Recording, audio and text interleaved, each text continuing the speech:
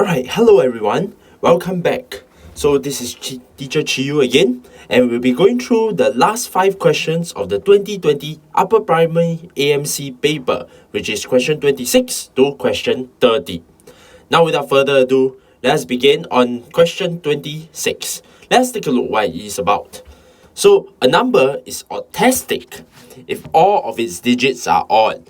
So they give us some examples as well. So 9, 57 and 313 are autistic. However, 50 and numbers like 787 are not autistic because 0 and 8 are even digits. So the question is, how many of the numbers from 1 to 199 are autistic? Now in this case over here, you guys will probably have remembered something from Teacher Chiew's previous go through sessions from the other papers.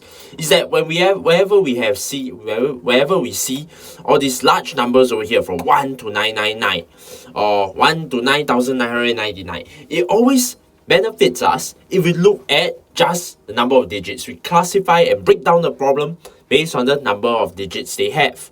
Now in this case over here, we have single digits, double digits and triple digits, which is just single numbers, tens and hundreds to take care of. So let's take a look at which of the following single numbers are autistic. So let's take a look at the singles over here. So singles is pretty clear. We just need them to be odd numbers. So we have 1, 3, 5, 7, 9. Hey, that's pretty much about it. So these are the autistic numbers, which are made out of single digits. What about double digits? A little bit more challenging over here. For double digits in this case, we can view it as the multiplication. I use the idea of multiplication to help us. Let's take a look at this. So we have 2 slots. In this case, let's take a look at the first slot over here. What numbers can it accept? Well, naturally, it can accept only 1, 3, 5, 7, or 9. What about the second slot? Well, naturally again, it can accept 1, 3, 5, 7, 9. Now in this case over here, we can clearly see that there are 5 ways to slot in the first value. And there are another 5 ways to slot in another value. So in total, by our multiplication principle, we get 25 of autistic numbers which are made out of 2 digits. So I guess you guys can kind of see the pattern over here already. In this case, we can take a look at triples. In this case, because it's 1 to 999, right? So let's take a look at triples. So the same logic flows from here as well. The first digit, we have 5 slots because 1, 3, 5, 7, 9. Second digit, another 5. The third digit, another 5. Multiply them up together, and we'll get 125. But what are we asking for? We are asking for how many of these numbers from 1 to 999 are autistic. So in total, there are 5 plus 25 plus 125, which will add up to 155 numbers which are autistic. Alright, so I hope this one gives you guys a brief recap. You guys have saw Teacher Chiew's videos previously. You guys should be able to break up the problem into smaller and more manageable pieces and be able to apply the multiplication principle in order to solve such question. Alright, so without further ado, let's move on to question 27. Alright, so let's take a look at what question 27 is about. So on my chicken farm, I have 24 pens, right? The pens were a bit crowded, so I built 6 more pens. And the number of chickens in each pen reduced by 6. Number of chickens in each pen reduced by 6. What's the question? How many chickens do I have? So let's take a look at this question over here. One very important thing to take note about this question is the number of chickens did not change. That's the main idea behind this. we notice that the number of chickens did not change at all. All he did was to add the number of pens. So now it kind of makes sense to us to do this. Let X represent the number of chickens. So initially, with 24 pens, how many chickens do they have in total? We have X chickens in a pen. Alright, initially we have just X chickens in the pen. So initially there should be 24 X chickens in total. What's next? Afterwards, what happens then?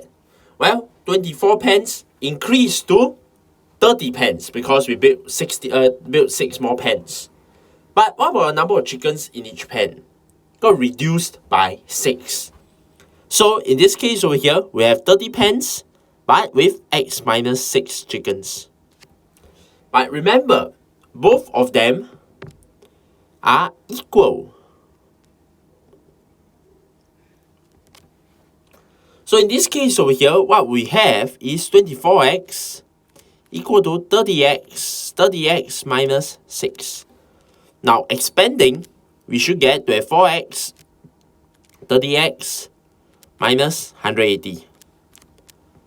And moving along, we will have 6x equal 180. And hence, x is equal to 30. But is that the final answer? No, right? In this case over here, 30 represents the number of chickens in a pen. We need to substitute back in order to find the total number of chickens. So in this case, the easiest is to take 24 times 30 to get a total number of chickens. So a total number of chickens would just be equal to 24 times 30 equal 720 chickens.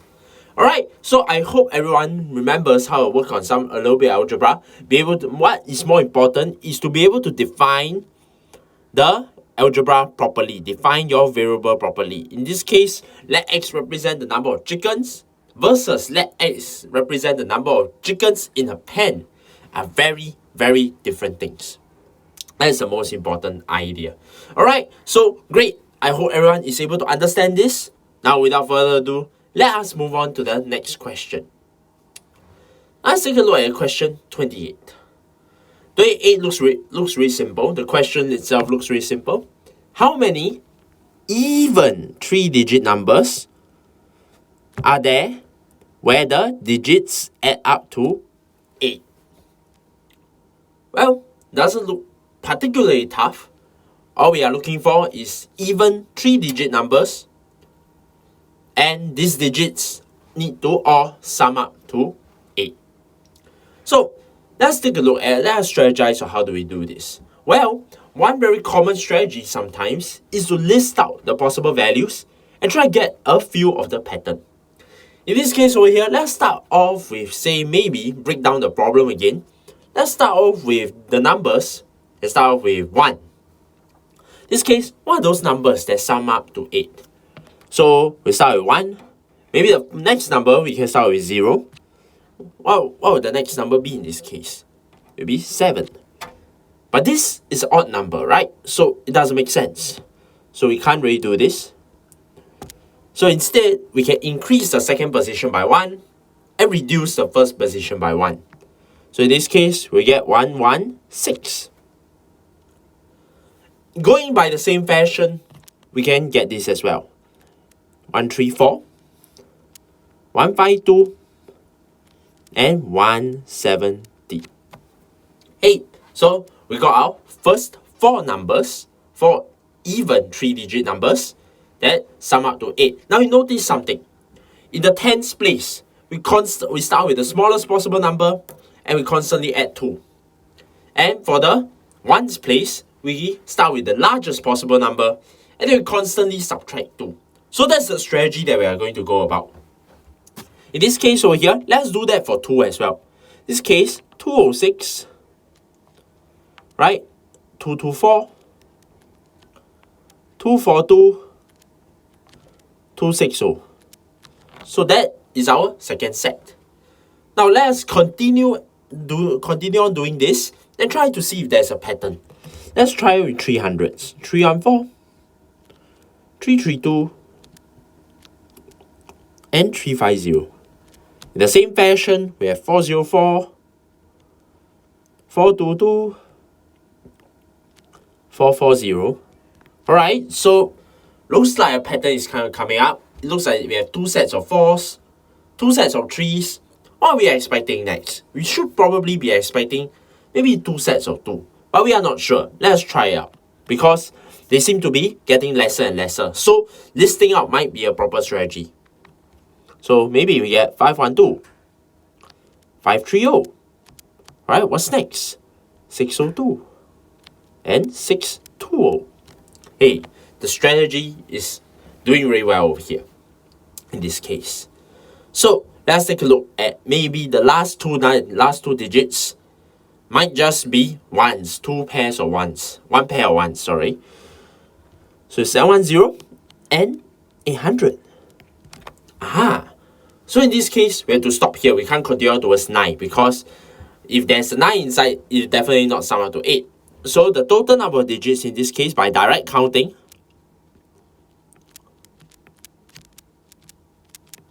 would just be equal to 20. Alright, so I hope everyone still remembers how to list things out, especially given when a problem is extremely difficult or impossible looking like to solve. We have to try out listing, try to see a pattern.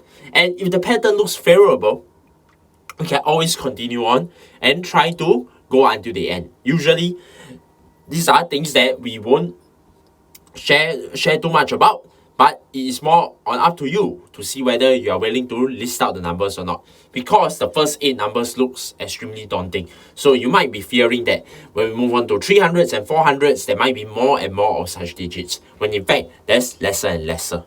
Alright, so without further ado, let's move on to question 29. Right, question 29 is a little bit tough, so let's take some time to read this out. So, Madeline types her 3-digit PIN, personal identification number, into this keypad. All 3 digits are different, but the buttons for the first and second digits share an edge, and the buttons for the second and third digit share an edge. So they gave an example. So numbers like 563 in this case, right? 563 in this case is a possible pin, but 536 is not. Alright, so 536 is not possible because 5 and 3 are not connected. Alright, when we talk about whether they share an edge or not, it's always vertically or horizontally. So diagonally doesn't count in this case.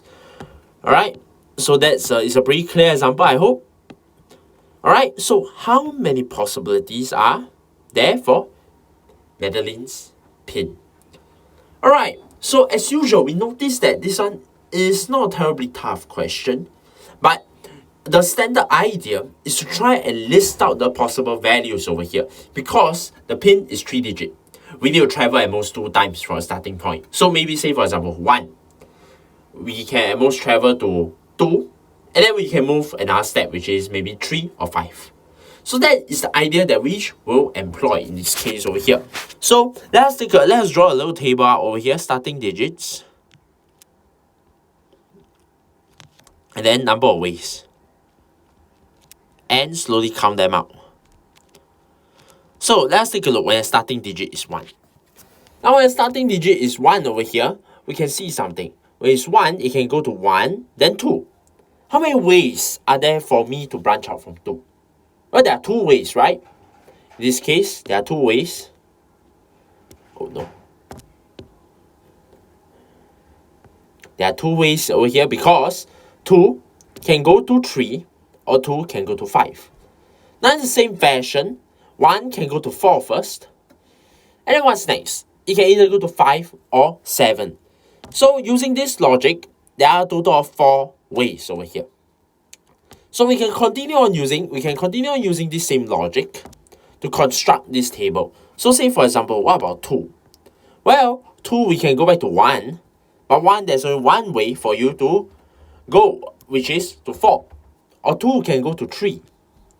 But there's also one way, which is going to 6. But what about 2 travel to 5? Well, it has more choices now, right? In this case, 5 has 3 choices. So 4, 6 or 8. So in total for 2, if the starting digit is 2, there are 5 ways. And that's the idea that we are going to approach. We are going to try and get all the number of ways for all the different starting digits. So in this case over here, I'm going to go through it a little bit faster. For 3, there are going to be 4 ways because it's symmetric to 1. What about 4? For itself, there are 4 ways. 5 ways. For 4, there are 5 ways over here. Now, what about 5 in this case? 5 is a little bit challenging, but I hope you guys can see it that there are 9 ways over here. What about 6? 6, there are 5 ways. 7, there are 5 ways. For 8, there are also 5 ways. For 9, there are also 5 ways. And for 0, there are 3 ways. So we need to slowly look out for all these numbers, slowly look through all of them, and then construct this table over here. And once we are done, we can easily just add them up. So we have 4, 5, 4, 5, 9, 5, 5, 5, 5, 3. So total ways in this case is really just 50 in total. Alright, so as usual, Teacher Chi wants to really remind everyone over here that listing is not necessarily a bad idea. As long as your strategy is appropriate and right, you can finish up a question pretty quickly. Alright, so let us move on to the last question for the day. So let's take a look at what it is about. So, writing 1 digit every second. You have half an hour to list as many of the counting numbers as you can, starting from 1, 2, and 3. At the end of half an hour, what number have you finished writing? So, firstly, in this case over here, we know that we can write 1 digit every second. So, I'm given half an hour. So, it kind of makes sense for us to find out how many digits can we write. So, in this case, we can write 60 times 30, 1,800 digits. That's the idea. Now what's next? As usual, wherever we are, when it comes to counting numbers in this case, it always makes sense for us to break them up into single digits, double digits, or triple digits. So in this case over here, let's take a look. When you write 1 to 9, how many digits does that take? 9 digits, right? What about 10 to 99? Well, 10 to 99 is a little bit tougher, but it's pretty clear that there are 90 digits, 90 numbers in total, and that will add up to 180 digits. So what about triples? Now triples in this case, we don't really want to count there because it's going to overshoot the 1,800 digits that we are given. So we need to kind of stop at here. What about, we'll try to look out for the remaining digits that we have left. Now the remaining digits in this case would just be 1,800 minus 9 minus 180, which is 1611 digits. Now, so these 1611 digits are going to be divided among the 3-digit numbers. So naturally, we are going to divide them by 3. It will give us 537 numbers. So when I start to write the numbers from 100, 100 will be the first number. 101 will be a second number. So what we are looking out for is the 537th number. Now in this case over here, the 537th number, as you can tell, the pattern is pretty clear.